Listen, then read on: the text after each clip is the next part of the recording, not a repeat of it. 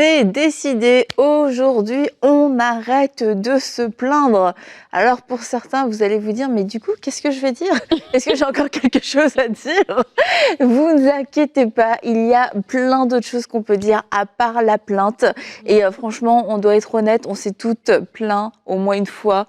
Peut-être deux, allez, soyons fous. Souvent.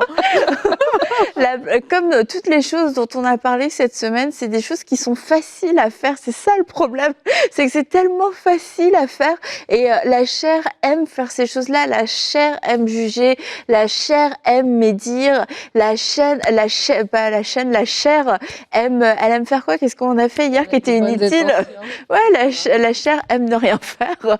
Et la chair, eh bien, aime aussi se plaindre. Et se plaindre, c'est de dire tout ce qui ne va pas, selon nous, parce que quelquefois, il y a des gens autour de nous, ils sont très heureux, ils trouvent que ça va bien pour eux, la vie. Et puis, il y a quelqu'un d'autre à côté, eh bien, pour qui rien ne va. Alors aujourd'hui, on va s'encourager les uns les autres à cesser cette pratique parce que ça ne produit rien de bon. La plainte, c'est le fait de formuler à haute voix toutes nos frustrations, nos mal-être, nos sentiments, nos émotions, bref, tout ce qui ne va pas, eh bien, je décide de le dire. J'ai froid, je dis que j'ai froid, j'ai chaud, je dis que j'ai chaud, je suis fatiguée, je le dis, etc., etc. Et c'est un peu comme c'est plus large que le découragement parce que dans les plaintes, le découragement en fait partie. Donc les plaintes, c'est vraiment tout ce qu'on peut dire qui vient un peu plomber notre morale et plomber le moral des autres. Il y a quelques temps, il n'y a pas si longtemps que ça, j'étais en voiture avec mes enfants et c'était le week-end. Et donc, mon fils, un de mes fils, il avait eu une semaine difficile. Bon, difficile pour un jeune de son âge, hein. Des petits trucs comme ça à l'école et tout ça. Et puis, bon, bref. Et le fils de ma sœur, donc son cousin, était venu à la maison. Il avait un peu joué dans sa chambre. Il avait un peu cassé quelque chose. Donc, du coup, c'était la goutte d'eau qui a fait déborder le vase de sa semaine difficile de voir que son cousin avait cassé un truc. Et là, on est en voiture. Et là, il raconte. Et là, il parle de comment sa semaine était dure. Et là, comment vraiment, dimanche, c'était la goutte d'eau qui avait fait déborder le vase. Il a parlé une fois. Et puis après, il en a reparlé encore. Et puis après, on s'est arrêté quelque part, on est revenu dans la voiture. Et là, il dit, ah, vraiment cette semaine et tout. Il a recommencé encore à en parler. Et du coup, après, je lui ai dit, tu sais, là, il me dit, mais je suis en train de, je sais pas comment dire en français, voilà, ils sont en train d'extérioriser ce que j'ai à dire. J'ai dit, c'est vrai, c'est bien de pouvoir parler parce que ça fait sortir en fait ce qui est en nous. Mais à un moment donné, il y a une ligne, il y a une fine ligne entre exprimer ce qu'on ressent et tomber dans de la plainte qui est tombée dans du négatif, où on voit que du négatif en fait. Parce que là, au bout de la troisième fois, c'était que toute la semaine, il n'y avait rien de bon qui était passé, voilà, et que c'était vraiment difficile, etc. Et un petit peu, c'est un petit peu ça en fait. Et lorsque on lit dans la parole, on voit que la parole nous encourage à être reconnaissant. Et dans Colossiens, justement, ça dit « Soyez reconnaissants ». Et lorsqu'on lit la racine de ce mot-là, je l'ai noté, c'est Colossiens 3,15. « Soyez reconnaissants », c'est « eucharistos ». Et ça veut dire, dans différentes explications, mais l'une des explications qui m'a vraiment intéressée, c'est être attentif aux faveurs. Donc, être reconnaissant, c'est être attentif, en fait. Et vraiment, la Bible nous encourage à être reconnaissant. Et lorsqu'on est dans la plainte, on voit ce qui n'a pas été. Et au bout de la troisième fois qu'on raconte l'histoire, c'est comme si ça s'est encore amplifié, c'est devenu encore plus grave et c'est comme si tout ce qu'on a vécu, si je raconterais mon fils, c'est comme si toute sa semaine, c'était que ces trois événements-là, en fait, au bout du temps, il y avait juste trois choses qui se sont passées dans la semaine, mais c'est devenu tellement gros à force d'en parler et tu as l'impression qu'il y a juste ça qui est arrivé. Mais lorsqu'on fait le contraire, lorsqu'on est dans la reconnaissance, c'est qu'on est même attentif aux bonnes choses qui sont passées. Donc des fois, au premier regard comme ça, comment était ta semaine, il m'aurait dit non. Mais s'il est reconnaissant, il va se mettre à dire « Ah, mais tiens, telle chose qui est arrivée, telle personne a fait ceci, etc. etc. » Donc, c'est de dire, arrêter de se plaindre, c'est aussi de prendre la position, oui, d'arrêter de se plaindre, mais de rentrer dans la reconnaissance, d'être attentif à ce que Dieu a fait, donc à ses faveurs générales, mais ses faveurs même quotidiennes dans notre vie, et même par rapport aux gens autour de nous. Des fois, on se plaint des situations, mais des fois aussi, on se plaint des personnes. On se plaint de notre époux, on se plaint de nos enfants qui laissent traîner, on se plaint de notre employeur, on se plaint de ceci et de cela. Mais lorsqu'on est aussi reconnaissant, on est attentif, à ce moment-là, on va aussi voir ce qu'ils ont fait de bon et ça va vraiment changer la donne pour nous-mêmes, en fait, même dans notre humeur. J'aime beaucoup ce que tu as dit quand tu as dit qu'il faut apprendre à faire la différence entre extérioriser, donc dire les choses parce que peut-être qu'on les ressent comme ça, et la plainte. Et je crois que c'est vraiment un point important que de faire cette différence-là. Et je pense aussi que plusieurs personnes ne réalisent pas justement qu'elles sont dans la plainte parce que c'est une façon d'être, c'est une façon de parler. T'es né, t'as grandi comme ça, voilà. Donc c'est difficile pour plusieurs de réaliser. Et je pense que la première étape, c'est de réaliser ça en fait. C'est qu'est-ce qui sort de ma bouche le plus souvent. C'est important de se poser cette question-là et pour juste en avoir conscience parce que vraiment, quand tu es dans la plainte, parfois tu n'en as pas conscience. Vous voyez, je vous défends un peu. Hein. Parfois, on n'a pas conscience de ça, mais c'est même peut-être de demander au Seigneur d'ouvrir les yeux alors qu'on est en train de faire cette émission, parce qu'il y a peut-être plusieurs, c'est votre quotidien, mais vous ne le savez pas. Peut-être si vous posez la question à vos enfants, ben c'est là où on va vous dire que oui, mais qu'il fasse beau, qu'il fasse pas beau, ben toi, tu es toujours en train de te plaindre et tout. Que le Seigneur puisse ouvrir les yeux sur ces choses. La première étape, c'est vraiment de reconnaître pour pouvoir renoncer à ces choses-là. C'est de reconnaître que, ben, ouais, peut-être, moi, à mon niveau, je me plains beaucoup, je ne sais pas voir le bon, je vois souvent le verre à moitié vide. Autant de petites choses comme ça que quand tu vas réaliser, tu vas maintenant t'entraîner à être dans la reconnaissance comme Nadine a dit. Mais étape numéro 1, reconnaître. Que le Seigneur puisse ouvrir vos yeux, si c'est peut-être votre cas, écoutez les choses que les personnes disent autour de vous. Peut-être votre mari trouve que vous en faites un peu trop. Écoutez ces paroles-là, c'est pas juste pour vous blesser ou bien pour que votre cœur soit triste, non. C'est des paroles à considérer et décider de faire différemment, décider de bénir avec votre bouche, décider d'utiliser votre langue de la bonne manière, vraiment de parler des paroles de reconnaissance, comme Nadine a dit, des actions de grâce. Et c'est une décision, c'est un chemin à prendre. Parfois, il va falloir s'arrêter en plein milieu d'une phrase pour ne pas la terminer, pour éviter de dire une plainte.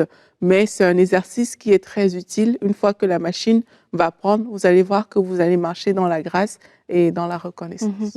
Et on peut se plaindre, il peut y avoir plusieurs facteurs qui nous amènent à la plainte, comme tu l'as dit. Ça peut être le fait d'être pessimiste, un petit peu de nature pessimiste. On voit toujours le verre à moitié vide. Et du coup, tout ce qu'on voit est teinté de négatif. Je vais plutôt voir le côté négatif des choses. Il y en a d'autres, ils vont se plaindre parce qu'ils sont extrêmement tournés vers eux-mêmes. Et du coup, la moindre chose qui te dérange, qui te bouscule, tu as besoin de le dire. Quelquefois, la plainte aussi vient de changements. Quand il y a des changements et qu'on a du mal à gérer les changements et on est en adaptation, on peut se plaindre. Je pense notamment quand tu arrives à cause de la nouveauté, la découverte, tu arrives dans un nouveau pays, tu peux te plaindre de tout ce que tu connais pas, de tout ce qui est différent, etc. Te plaindre d'un nouveau collègue parce que tu le connais pas non plus, c'est une nouvelle façon de fonctionner. Et quelquefois, cette appréhension du nouveau, du changement peut amener des plaintes et ça ne nous aide pas en fait parce que ça crée des barrières en nous et ça crée aussi des barrières même avec d'autres personnes. Je me souviens, non pas que je me plaigne jamais, mais quand je me plains, je m'en rends pas compte. Je me dérange pas plus que ça, mais quand les autres se plaignent, je m'en rends plus compte, comme Aurélie l'a dit. Et j'étais avec une personne et puis au bout d'un jour, 2 jours, 3 jours, je me dis, mais il y a un truc qui me dérange. C'est quoi qui me dérange? La personne, elle est gentille, tu l'aimes, elle t'aime, etc. Et je me dis, mais il y a un truc qui me gêne. Et là, en fait, j'ai réalisé, c'est parce que cette personne ne fait que de se plaindre. La personne passait son temps à se plaindre. Et j'avais même pas réalisé que c'était de la plainte. Mais on mange, ah bah non, moi j'ai pas faim. On mange pas, bah j'ai faim. Il fait chaud, il fait trop chaud. Il fait froid, oh il fait trop froid. Et c'est comme en fait tout était matière à discussion, matière à opposition et matière à plainte. Et en fait j'ai réalisé, mais cette personne n'a pas conscience. C'est une façon qu'on peut avoir de vivre. Comme quelquefois on peut avoir de mauvaises habitudes, on peut dire, il y a des personnes qui peuvent dire des vulgarités, des gros mots, il peut y avoir une forme de communication où c'est beaucoup d'agressivité, ou alors ça va être tout le temps de l'opposition, et quelquefois on grandit dans un environnement où il y a beaucoup de plaintes, puis du coup c'est comme ça qu'on on évolue et comme tu le disais Aurélie, c'est bien de prendre le pouls auprès de d'autres personnes et quand vous entendez dans votre entourage « Oh mais arrête de te plaindre, oh mais quoi, je me plains pas », faut quand même être assez honnête avec soi-même pour se dire est-ce que de s'écouter, prendre juste le temps de s'écouter quelquefois une journée, puis on peut se rendre compte qu'on en dit un paquet de plaintes au final. Absolument, et des fois on le fait aussi pour soit attirer l'attention ou pour obtenir ce qu'on veut en fait. Et on peut comme ça, surtout dans le couple, être quelqu'un qui se plaint, et comme ça, l'autre personne prend sur elle. Comme une forme de pression. Voilà, l'autre personne prend sur elle et du coup, elle cède à tes caprices, à tes demandes. Et encore une fois, je reviens à la pensée du long terme. Parce que tu vois, des fois, chez des clients, par exemple, moi j'ai beaucoup travaillé dans le service à la clientèle dans ma vingtaine, et tu vas voir des fois des clients qui sont agressifs, qui sont en mode, ils se plaignent, et donc ils vont appeler, ils vont harceler, ils vont demander, nanana. Et c'est peut-être ces clients-là, ils ont l'impression qu'on répond à leurs demandes. Mais en fait, quand tu agresses la personne, quand tu viens comme ça avec des plaintes et tout ça, la personne va te donner, mais elle va te donner le minimum en fait. Elle ne te donnera pas tout ce qu'elle aurait pu te donner. Elle ne va pas te donner l'extra qu'elle aurait pu te donner parce que tu es désagréable. Et donc, du coup, elle va juste te donner, bon voilà, monsieur le client, vous aviez droit à $5, voici votre $5, merci, bonsoir. Mais un client qui est agréable, un client qui va venir faire une demande légitime, mais pas avec une attitude de plainte, ce client-là va avoir l'extra. Ce client-là, on va lui dire, tu sais, pour ceci, pour compenser, nanana, voici ce qu'on peut vous offrir. Et dans la vie de tous les jours, des fois, ça peut être comme ça. Si dans le couple, je suis une femme qui est tout le temps dans la plainte parce que c'est une forme de manipulation que j'utilise pour que mon mari puisse céder à mes demandes, à mes caprices, sur le court terme, il va juste céder pour avoir la paix. Ouais, mais ça. Sur le long terme, je ne bâtis pas un couple qui est solide, en fait. Et c'est de se dire, il y a une autre façon de faire. Il y a une autre méthode. Et si j'utilisais la plainte pour obtenir, pour manipuler, pour faire céder l'autre, de se dire, ce n'est pas la bonne méthode, ce n'est pas la bonne chose, ça ne produit rien sur le long terme, ça ne va pas bâtir mon couple et ça ne donne même pas une bonne atmosphère ni un bon exemple à mes enfants. On cite souvent le proverbe 18-21 qui parle de la vie et la mort. Et je l'ai lu hier dans la version Summer. Et je trouvais que c'était tellement intéressant la façon dont ça le dit. Ça dit, la mort et la vie sont au pouvoir de la langue. Vous aurez à vous rassasier des fruits que votre langue aura produits. Et je trouve ça tellement beau. Quand on le dit comme ça, on le comprend encore mieux. Que quand je suis en train de parler des plaintes, quand je suis en train de parler ces choses-là, il y a un effet boomerang. À un moment donné, ça va revenir dans l'atmosphère de ma maison. Donc, si je suis une femme, comme je disais dans l'exemple, qui utilise la plainte pour obtenir des choses, sur le court terme, je vais avoir ces choses-là, mais dans le long terme, toutes ces paroles, ces plaintes-là, elles vont me revenir en fait, et je vais les manger d'une manière ou d'une autre. Donc, c'est vraiment... Mange ta plainte. C'est vraiment important. C'est violent. Des fois, on réagit, comme on a dit l'autre jour, des fois, parce que sur le court terme, c'est facile, mais vraiment de se dire non, c'est décidé, j'arrête. Là, il y a une autre façon de faire, il y a une autre méthode. Mais quelquefois, on n'a même pas de retour. Quand on se plaint, on peut ne pas avoir de retour. Mais le fait de rester dans cette attitude de plainte, oui, c'est énervant. Mais le fait de rester dans cette attitude de plainte, c'est là où tu te punis toi-même. Tu parles du service client. Ça m'a fait penser à une anecdote. Jérémy et moi, on est allé dans un hôtel une fois. Et c'était censé être bien. Et on arrive, et là, en fait, c'est pas si bien que ça, la chambre. Il y avait des cheveux dans la douche, etc. Oh. C'est comme le truc... Donc, on appelle le service client. Excusez-nous, déjà, tu t'excuses. Bon, bref, passons. Et c'est gentil au début. Enfin, on est resté courtois quand même. Mais... Là, c'est comme, ah ouais, on est désolé, etc. On va vous changer de chambre. Et là, elle nous dit, on va vous changer de chambre. Du coup, en gros, on va faire un effort. Et là, ils nous mettent dans une chambre moins bien. Dans une chambre plus petite, moins bien et tout. Ou pas nickel en plus. Là, moi, je suis insultée. Je me dis, attends, j'arrive, j'ai payé ma chambre, elle est pas propre, tu me changes de chambre et en plus tu me donnes une moins bonne chambre. Et tu me fais me sentir mal comme si c'est moi qui avais fait quelque chose. Et là, j'appelle, je dis, excusez-moi, mais je comprends pas. Et là, le gars, il était pas coopératif. Là, s'il pouvait donner ça, il a rien donné. Il m'a proposé de me donner un petit sac à emporter pour un petit déjeuner le lendemain matin. Non. Mange ton déjeuner. Mais tout ça pour dire, on n'a pas eu gain de cause et sincèrement, je suis sûre que j'étais dans mon droit. Oui, Mais la chose, c'est que on s'est dit avec Jérémy, écoute, on est là, voilà, leur service est pourri, on ne reviendra jamais ici. Mais est-ce que lui, il s'en fiche, il va rentrer chez lui, il en a rien à faire de moi, il n'en a rien à faire et moi, je peux me punir et gâcher mon moment juste parce que je décide de rester me plaindre et puis d'en parler, d'en reparler, etc., etc. Et je sais même pas c'est qui le gars, je sais pas c'est qui la fille, je sais pas qui personne, je les connais pas, c'est pas mes amis, on va pas passer notre vie ensemble. Mais si je choisis de rester dans la plainte, y a des gens qui s'en fichent déjà, ils vont rien faire pour moi. Et moi, je vais me faire voler mon moment. Donc, quelquefois, la plainte peut amener une solution à court terme, on a l'impression de gagner, mais quelquefois, il n'y a même rien du tout. Et c'est là où tu es encore plus énervé, mais c'est de se dire, mais en fait, ça sert à rien, c'est des paroles dans le vent, ça change rien, ça ne produit rien, il n'y a personne qui va rien faire pour vous, alors autant profiter, non mais, façon de parler, dans mon cas, c'est ça. Mais autant profiter du moment et de se dire, soyons adultes et puis passons au-dessus, parce que d'en parler pendant 10 ans, franchement, ça changera rien du tout. Je vais juste rebondir là-dessus parce que je me dis, il y a des gens qui se disent ça. La plainte aurait été de dire, OK, le séjour, on veut profiter de notre séjour, donc c'est bon, le gars, le service client, c'est pas sa compagnie apparemment parce qu'il ne veut pas garder les clients, donc on va profiter de notre week-end. Après, on va écrire une lettre. Voilà, on est venu à votre hôtel de telle date à telle date, voici. Non, mais parce que la plainte, elle était légitime. Oui. Mais c'est juste que rester dans cette attitude de plainte, allez vous voler votre week-end. Ramène l'offense. Allez vous voler votre week-end. Et c'est comme ça qu'il y a des gens qui arrivent pas. Que cette émission se termine, je vais écrire ma lettre. Et tu aurais peut-être eu un bon pour, je sais pas. Mais non, je veux plus revenir de toute façon.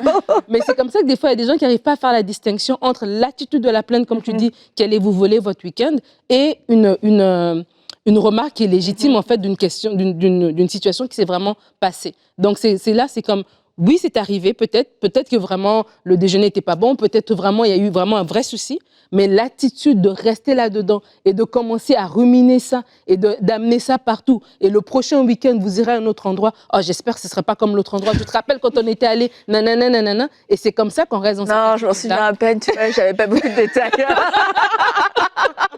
J'ai vraiment dû aller fouiller. Voilà. Mais il y a 1 Corinthiens 6 au verset 7 qui dit « C'est déjà certain défaut chez vous que d'avoir des procès les uns avec les autres. Pourquoi ne souffrez-vous pas plutôt quelques injustices? Pourquoi ne vous laissez-vous pas plutôt dépouiller ?» Et je crois que quand on parle de plainte, c'est aussi un verset à considérer parce que justement, c'est le désir de revendiquer parfois qui va amener la plainte chez certaines personnes, pas chez toi, Anna. T'es content de nous avoir partagé ça. Oui, c'est ce désir de revendiquer et tout. Et je pense qu'il faut se dire, le combat en fait que je suis en train de mener, est-ce que c'est vraiment utile ou pas? Et ça va aider aussi à faire la part des choses, un peu comme Nadine disait tout à l'heure, c'est que tu aurais peut-être dit ça à Jérémy ou Jérémy t'en aurait parlé, mais ça n'aurait rien changé. Et c'est pas à ce niveau-là que le combat se trouve parce que c'est entre vous et la compagnie et l'hôtel au final. Et c'est peut-être là-bas qu'il faut poser la bonne action. Dans d'autres cas, en fonction de ce que tu cherches, tu vas juste devoir te taire et puis continuer ta journée en fait. Parce que il n'y aura pas d'hôtel, il n'y aura pas d'instance supérieure, il n'y aura rien. Il y aura juste toi peut-être et la personne de qui tu te plains. Et il va falloir aussi accepter parfois juste de laisser faire en fait, de laisser passer le truc. C'est bon, c'est arrivé, ok, mais on va devoir prendre de la hauteur pour pouvoir vivre et tout. Et c'est tellement important de faire ce genre de choses parce que parfois ça ouvre le cœur des personnes en face parce que quand les gens ils font des choses qui doivent impliquer des plaintes, beaucoup s'en rendent compte, même s'ils ne le verbalisent pas, mais dans beaucoup de cas, il y a des personnes qui se rendent compte de ça. Et le fait que tu viennes appuyer et mettre le doigt dessus, c'est comme si quelque part, c'est ça ta récompense. C'est comme, ok, tu l'as dit à haute voix, voilà, c'est fait, d'accord, ok, je m'excuse, bye bye. Mais dans certains cas, ton silence, le fait que tu aies accepté de te laisser dépouiller, comme le verset dit, c'est ça qui interpelle en fait la personne en face parce qu'elle réalise que, mais en fait, je ne me suis pas très bien comportée vis-à-vis de cette personne ici. Et ça peut ouvrir des cœurs. Ça peut ouvrir des cœurs pour l'évangélisation. Ça peut ouvrir des cœurs à tellement de niveaux, en fait. Tout ça, pourquoi? Parce que tu as décidé de ne pas te plaindre. Tu as décidé de vraiment, OK, je vais subir cette injustice-là et il n'y a pas de souci, je prends sur moi. Donc ça revient aussi à voir à long terme, comme tu disais, Nadine, c'est de réaliser que parfois nos paroles sont inutiles. Parfois, il y a des choses dont on peut vraiment se passer, en fait. Et cette chose-là, peut-être par rapport à ta chair, ça va te faire mal, tu vas devoir prendre sur toi et tout, mais par rapport à la personne en face, tu as ouvert une porte qui montre le caractère de Christ, tout simplement, parce que c'est un exemple de Jésus, hein, qui a accepté de se dépouiller et tout. Une porte qui montre ce que c'est qu'un vrai disciple. Et ça a parfois des fruits à long terme, plus que tout ce qu'on peut imaginer. Lorsque Paul parle de la joie et de la gratitude, un des épîtres dans lequel il en parle beaucoup, c'est l'épître à Philippiens. Et lorsqu'il écrit cet épître-là, il est en prison. Et je me dis, en fait, et Aurélie l'a dit tout à l'heure au début de l'émission, que ce n'est pas une question du contexte dans lequel tu es. Tu vois, des fois, on peut se justifier pour dire, ben, oui, je peux me plaindre parce que ceci, parce que cela. Mais en fait, ce n'est pas une question du contexte, c'est une décision, en fait. Et ne pas se plaindre, être dans une attitude de reconnaissance, dans une attitude de gratitude, c'est vraiment une décision. Et Paul le prouve parce qu'il est en prison, il a toutes les raisons de se plaindre. Il y a en plus des gens qui sont en train de raconter des trucs dans son dos, qui prêchent avec une envie il le dit, hein, avec une envie de lui susciter des soucis dans ses liens. Il est déjà dans les problèmes. Et il y a des gens qui sont en train de rajouter des choses. Mais il dit, peu importe, tu vois, c'est son attitude en fait. Et je veux vraiment, moi vraiment, j'encourage des gens à comprendre que la plainte va produire quelque chose et la gratitude produira autre chose. Et vraiment, choisir la gratitude, c'est choisir de produire un fruit qui est durable, un fruit qui va apporter du bien non seulement à ton âme, vraiment parce que tes oreilles vont entendre ces paroles de gratitude, ça va faire du bien à ton âme, mais ça va faire du bien à ton environnement. Et comme Aurélie l'a dit, ben, tu vas manifester le caractère de Jésus en fait. Et vraiment de se dire, il y a un fruit. Quel fruit est-ce que je vais choisir? Est-ce que je vais choisir le fruit de la plainte?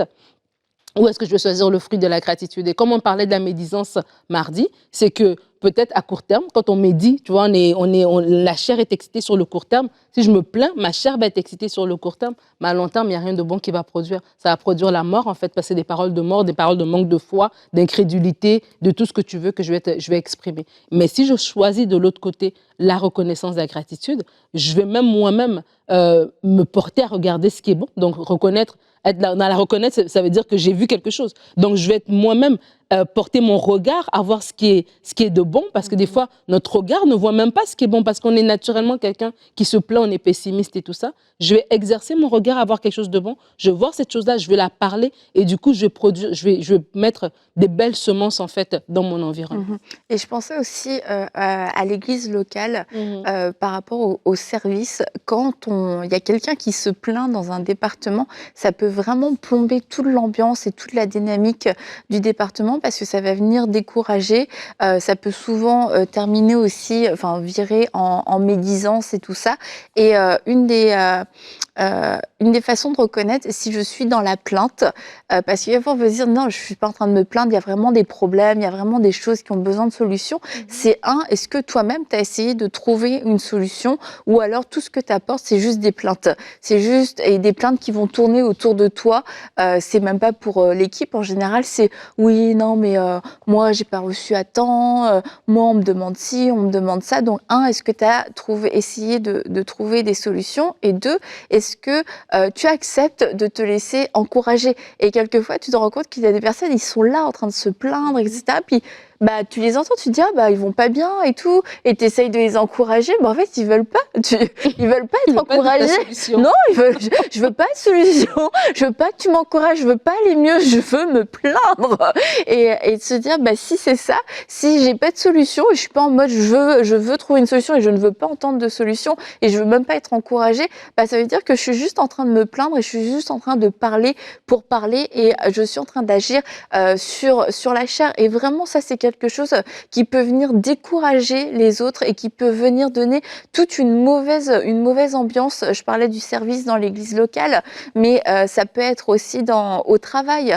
On l'a souvent dit, mais au travail, c'est assez effarant de pouvoir entendre tout ce qui peut être dit, toutes les plaintes, et ça devient quelque chose de hyper normal. Je dois me plaindre de mon patron, je dois me plaindre de mon travail. C'est la normalité, on est quasiment élevé comme ça, avec ce sentiment de rébellion en tant qu'employé, employés, que forcément on n'est pas payé assez, on nous en demande trop, on n'est pas considéré, etc., etc.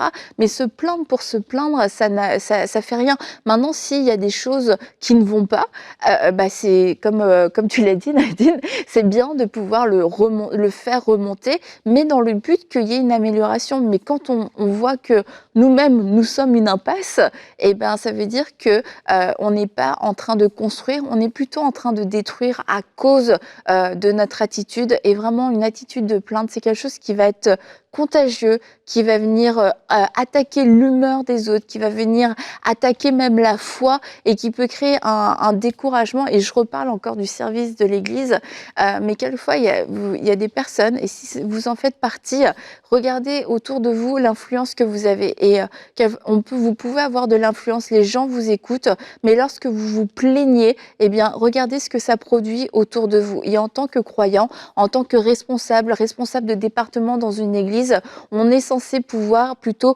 partager et communiquer un zèle pour la maison de Dieu, de pouvoir communiquer un amour pour Dieu et non pas une lassitude, un découragement de tout ce qui va mal, parce que ça fera pas avancer les choses. Moi, je trouve que David est inspirant dans ce sens-là parce que David a vécu énormément de combats dans sa vie et il a beaucoup écrit plusieurs psaumes, et dans certains de ces psaumes, tu vas voir qu'il va pleurer devant Dieu. Il va se lamenter de ce qu'il vit, des ennemis qui sont autour de lui à la porte et tout ça, mais il va trouver son refuge en Dieu, en fait. Et j'aimerais juste dire ça parce qu'il y a des personnes, parce que tout à l'heure, tu parlais de l'impasse un petit peu, on a juste des plaintes dans notre cœur. Et vraiment, si c'est votre cas, le bon endroit pour faire remonter vos plaintes dans la présence de Dieu. C'est dans votre lieu secret que là, vous pouvez vous déverser parce que vous avez un trop-plein. Et oui, si vous allez vous plaindre à votre travail, ça ne va pas améliorer les choses. Allez vous plaindre de votre service à l'église, ça va juste plomber l'atmosphère, comme on a dit. Mais alors que vous déversez votre cœur dans la présence de Dieu, lui aussi vous remplit. Il vous fait voir les choses différemment. Et peut-être que vous vous plaignez de votre patron, mais votre patron aussi a des choses à se plaindre de vous et Dieu vous fait montrer, utilise cette attitude, fais plutôt ça. Peut-être que vous vous plaignez par rapport à quelque chose dans votre couple, peut-être que vous avez parlé, il n'y a rien qui a changé. Et dans le lieu secret, Dieu te rassure, Dieu te montre aussi ce qu'il est en train de faire, s'il a déjà commencé à faire. Il te dit, au lieu de te plaindre de ça que ton mari ne fait pas, regarde ce qu'il a déjà fait, regarde comment les choses ont déjà changé, et vous sortez de la présence de Dieu rempli. Et là, du coup, vous commencez à dire à votre mari, merci pour telle chose, Et du coup, ça vient nourrir ce que Dieu, ça vient comme mettre de l'eau, en fait, pour arroser ce que le Seigneur a déjà commencé à planter. Et c'est comme ça que les choses changent. Et vraiment, je vous encourage aussi dans ce sens-là, alors que vous avez un trop-plein, et au lieu de juste vous exprimer à qui veut, allez dans la présence de Dieu, déversez ça, déposez votre joug à ses pieds, votre fardeau qui est lourd, et prenez le sien qui est doux et léger, et ça va être la meilleure des choses pour vous. Je voulais aussi aller, en fait, dans ce sens-là, en disant aux gens de ne pas garder les choses dans leur cœur. Parce que c'est de l'abondance du cœur que la bouche parle, en fait. C'est ça qui fait remonter toutes sortes de plaintes, toutes sortes de choses négatives. Et comme tu as dit, Nadine, de tout simplement, quand il y a des choses dans le cœur, savoir les amener à Dieu pour qu'il les enlève, en fait. Et je pense que plusieurs parmi vous, vous avez des choses dans votre cœur. Vous avez beaucoup de choses qui sont là comme ça, des occasions de plainte, on va appeler ça comme ça, pour différentes situations et avec différentes personnes. Et comme Nadine a dit, prenez tout simplement le temps devant le Seigneur et déposez ces choses. Ce qui est bien avec Dieu, c'est qu'avec Dieu, tu peux vraiment le dire. Ça, c'est chouette. Tu peux vraiment lâcher ton morceau, tu peux lui dire ce que tu penses de cette situation-là, mais ne la garde pas pour toi, laisse qu'il enlève de ton cœur. Et quand il va l'enlever, tu vas voir que le regard que tu avais sur la situation a complètement changé, le regard que tu avais sur cette personne a changé. Seigneur, je veux te bénir pour mes frères et pour mes sœurs qui écoutent cette émission aujourd'hui. Seigneur, je crois que tu es en train de faire un travail dans leur cœur, Père, alors qu'ils ont décidé d'ouvrir leur cœur pour que tu puisses enlever ces racines à l'intérieur qui poussent à la plainte. Seigneur, au nom de Jésus, nous déclarons qu'elles sont déracinées en profondeur. Que là où il y avait des graines qui avaient été semées et où dans ce cœur, il y a tellement de plaintes, tellement de frustration. Seigneur, au nom de Jésus, nous venons briser ces choses et que ta paix puisse remplir ces cœurs, Seigneur. Que ton joug puisse remplir ces vies, Père éternel, et que ta grâce surabonde. Au nom de Jésus-Christ. Amen. Amen. Et on va se retrouver demain pour notre dernière émission de la semaine. Alors, à demain dans Parole de Femme.